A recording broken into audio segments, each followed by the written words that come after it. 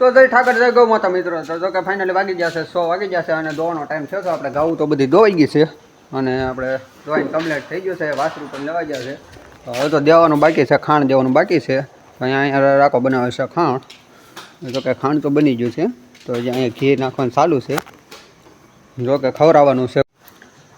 તો જો કે ફાઇનલી જો કે ખાંડ અત્યારે બની ગયું છે. 2-3 ખાંડમાં નાખવાનું બાકી છે ઘી. તો જો કે આવું ઉતાવળી થાય છે તો ફટાફટ આપણે ખાંડ દઈ દેવી. બની ગયું છે તો ફટાફટ આપણે ડોને મૂકી દેવી અને આપણે કામ બધું કમ્પ્લીટ થઈ ગયું છે. દેવાનું બાકી છે ખાંડ. તો અહીંયા કેમ કે ખાંડ બની ગયું છે અને ઘી પણ નખાઈ ગયું છે. તો જે કદાચ બાકી છે જે ખાંડમાં નાખવાનું હોય તો એ નાખી લે. તો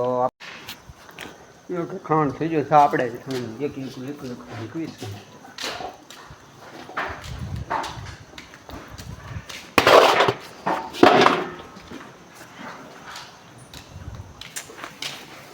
ફટાફટ આપણે ખાંડ બની મૂકી દેવી ફટાફટ.